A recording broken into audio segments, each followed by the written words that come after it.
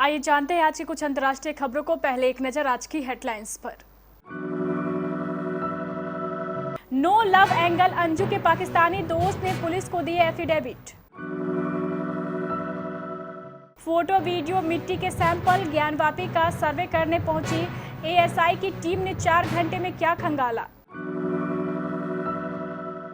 अब बुरी तरह फंस गई सीमा, पाकिस्तानी एम्बेसी को जांच के लिए भेजे गए कागजात। राजेंद्र गुडा के निष्कासन पर राजपूत समाज ने चुनाव में कांग्रेस के बहिष्कार की दी चेतावनी। इंडिया ने दे दी बीजेपी को टेंशन, विपक्षी एकता में हावी हुई कांग्रेस। इजराइल में जुडिशियरी से जुड़ा बिल पास, नेतन्याहू सरकार की बड़ी कामयाबी।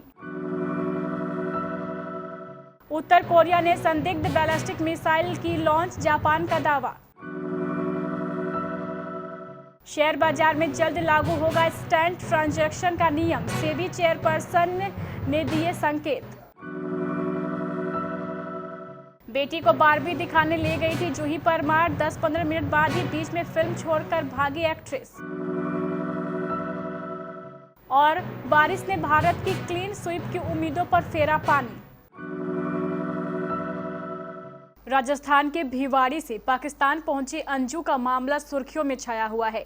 जहां एक तरफ यह कहा जा रहा था कि अंजू अपने प्रेमी नसरुल्ला से सगाई करने के लिए पाकिस्तान गई है, तो वहीं अंजू और नसरुल्ला ने इन बातों को नकारते हुए कहा है कि वो सिर्फ दोस्त है, उनका शादी का कोई इरादा नहीं है। इसी बीच पाकिस्तान पुलिस के हवाले से पता चला है कि नसरुल्ला ने एक एफिडेविट बनाकर उन्हें दिया है। नसरुल्ला ने अंजू के साथ अपनी दोस्ती में किसी भी प्रेम पहलू को खारिज कर दिया है। नसरुल्ला द्वारा दिए गए एफिडेविट के मुताबिक उनकी अंजू और नसरुल्ला दोस्त में कोई प्रेम संबंध नहीं है और अंजू 20 अगस्त को भारत लौट जाएंगी। हल्फनामे में यह भी कहा गया है कि वह अपर डीर जिले से बाहर नहीं जाएगी। ज्ञानवापी मस्जिद परिसर का सर्वे करने के वाराणसी जिला कोर्ट के आदेश पर सोमवार 24 जुलाई को सुप्रीम कोर्ट में अहम सुनवाई हुई, जिसमें अदालत ने 26 जुलाई शाम 5 बजे तक के लिए सर्वे पर रोक लगा दी। कोर्ट ने इस दौरान मस्जिद पक्ष को हाई कोर्ट में आने को कहा।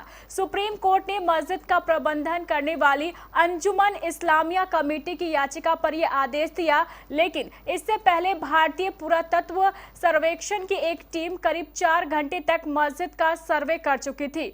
सर्वे कर रही एएसआई की टीम के साथ 4 हिंदू महिलावादी, उनके वकील और वरिष्ठ प्रशासनिक अधिकारी मौजूद थे। मस्जिद कमेटी ने सर्वे का बहिष्कार किया था। मस्जिद कमेटी की याचिका पर सुप्रीम कोर्ट का आदेश आने के बाद सर्वे कर रही टीम ने अपना काम रोक दिया, लेकिन तब तक 5 घंटे सर्वे का काम हो चुका था। पबजी खेलने के दौरान हुए प्यार में सचिन के लिए नेपाल के रास्ते पाकिस्तान से रबुपुरा आई सीमा हैदर की परेशानियां और बढ़ने वाली है। पुलिस तमाम सबूतों के साथ चार्जशीट तैयार कर कोर्ट में पेश करने की तैयारी कर रही है। कोर्ट में सुनवाई के बाद वापस जेल जाना पड़ सकता है। दूसरी ओर पुलिस ने सीमा हैदर और उनके 4 बच्चों के कागजात और पासपोर्ट की जांच करने के लिए पाकिस्तान एम्बेसी भेजे हैं। पाकिस्तान एम्बेसी के अधिकारियों से पूछा गया है कि क्या सीमा हैदर उनके देश की है और दस्तावेज सही है या नहीं। डीसीपी शाद मियां खान ने बताया है कि सीमा हैदर के पास से 2 वीडियो कैसेट, 4 मोबाइल फोन, 5 अधिकृत पाकिस्तानी पासपोर्ट और अधूरे नाम और पते के साथ एक उपायुक्त पासपोर्ट और एक पहचान पत्र बरामद किया गया था। पुलिस सीमा के मोबाइल फोन की फोरेंसिक रिपोर्ट का भी इंतजार कर रही है। दूसरी ओर सीमा हैदर के तमाम दस्तावेज और सबूतों के साथ चार्जशीट बनाई जा रही है। चार्जशीट जल्द ही न्यायालय में पेश की जाएगी। उदयपुर वाटी विधायक राजेंद्र सिंह गुडा को मंत्री पद से बर्खास्त करने व विधानसभा में अभद्र व्यवहार करने के विरोध में राजपूत समाज ने सोमवार को बजाज सर्किल पर आक्रोश प्रदर्शन किया। इस दौरान समाज के लोगों ने जमकर नारे भी लगाए। प्रदर्शनकारियों का कहना था कि जब तक इस मामले में गहलोत सरकार सार्वजनिक रूप से माफी नहीं मांगते हुए आरोपी मंत्री पर कार्रवाई नहीं करेगी, तब तक समाज का आंदोलन जारी रहेगा। आगामी विधानसभा चुनावों में भी समाज कांग्रेस का बहिष्कार करेगी। अगले साल होने वाले लोकसभा चुनाव में बीजेपी के नेतृत्व वाले एनडीए से मुकाबले के लिए कांग्रेस समेत 26 विपक्षी दलों ने मिलकर जो गठबंधन बनाया है उसको इंडिया नाम दिया गया है। इस बीच एक सर्वे किया गया है, लोगों से जानने की कोशिश की गई है कि क्या गठबंधन का नाम इंडिया होने से बीजेपी को उस पर हमला करने में दिक्कत होगी। सर्वे में बेहद चौंकाने वाले आंकड़े सामने आए हैं। 18 जुलाई को बेंगलुरु में हुई विपक्षी दलों की दूसरी बैठक में महागठबंधन के लिए इंडिया नाम की घोषणा की गई थी। सर्वे के आंकड़ों के मुताबिक ज्यादातर लोगों का कहना है कि हां, बीजेपी को गठबंधन पर हमला करने में दिक्कत होगी। इजराइल के बेंजामिन नेतन्याहू सरकार ने सोमवार को सियासी तौर पर एक बड़ी जीत हासिल की। इजरायली संसद ने जुडिशियल ओवरहॉल से जुड़े एक अहम बिल को पास कर लिया। टाइम्स ऑफ इजराइल के मुताबिक इस बिल के पास होने के बाद देश की कोई भी अदालत मोटे तौर पर सरकार या किसी मिनिस्टर द्वारा दिए गए ऑर्डर पर रोक नहीं लगा सकेगी। इससे जुड़ी दो बातें शुरुआत में जान लेना जरूरी है। पहली, जुडिशियल ओवरहॉल एक लंबा प्रोसेस है और इसमें कई बिल पास होने हैं। सोमवार को सिर्फ एक बिल पास हुआ है। दूसरे बिल में कुछ बदलाव किए गए हैं। मोटे तौर पर कहा जाए तो सरकार के फैसले को अदालतें रोक तो नहीं पाएंगी, लेकिन ऐसा भी नहीं है कि सरकार अपनी मर्जी थोप सकेगी। उस हर आदेश के पीछे के कारण न सिर्फ बताने होंगे बल्कि इन्हें साबित भी करना होगा। उत्तर कोरिया ने एक बार फिर बैलिस्टिक मिसाइल दागी है। इसका दावा जापान की ओर से किया गया है।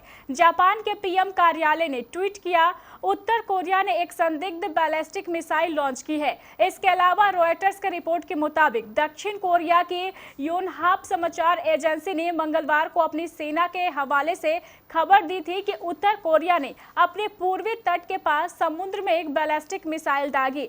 रॉयटर्स ने अपनी रिपोर्ट में कहा, उत्तर कोरिया ने सोमवार देर रात अपने पूर्वी तट से समुद्र में 2 बैलिस्टिक मिसाइलें दागी। दक्षिण में एक अमेरिकी परमाणु ऊर्जा संचालित पनडुब्बी के नौसैनिक अड्डे पर पहुंचने के कुछ ही घंटों बाद ये मिसाइलें लॉन्च की गई।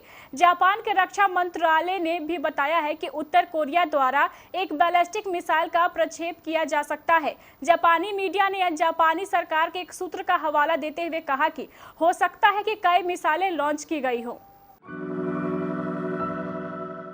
शेयर बाजार में वो दिन दूर नहीं जब शेयर खरीदने पर डीमैट खाते में शेयरों के क्रेडिट होने या शेयर बेचने पर खातों में फंड क्रेडिट के ट्रांजैक्शन के लिए निवेशकों को इंतजार नहीं करना पड़ेगा। शेयर बाजार के regulator security exchange board of India अपने इंस्टेंट कॉपी के समान शेयर बाजार में त्वरित ट्रांजैक्शन सेटलमेंट को लागू करने की दिशा में काम कर रहा है।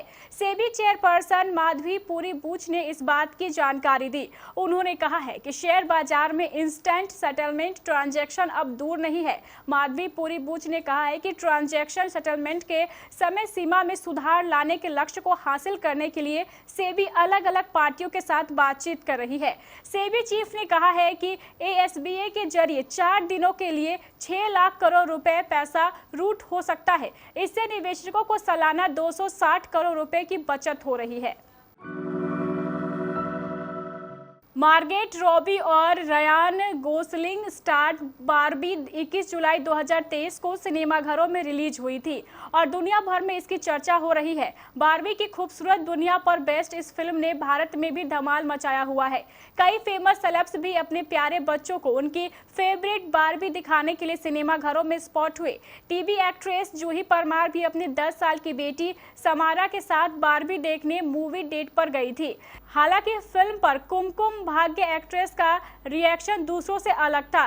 दरअसल वे इस फिल्म से निराश हैं। उन्होंने एक ओपन लेटर लिखकर इस फिल्म को अपने बच्चों को दिखाने की प्लानिंग कर रहे पेरेंट्स को सलाह दी है। जूही परमार ने अपने इंस्टाग्राम पर एक बड़ा सा पोस्ट शेयर कर बताया है कि वह ग्रेटा गेरविक की बारबी से कितनी निराश है। उन्होंने अपनी पोस्ट के कैप्शन में लिखा, मैं आज जो कुछ भी शेयर कर रही हूँ उससे मेरे बहुत सारे ऑडियंस खुश नहीं होंगे और आप में से कुछ लोग मुझसे गुस्सा भी हो सकते हैं, लेकिन मैं इस नोट को एक कंसर्ट पेरेंट के रूप में शेयर कर रही हूँ। मुझे लगता है कि ये फिल्म बच्चों के लिए ठीक नहीं है।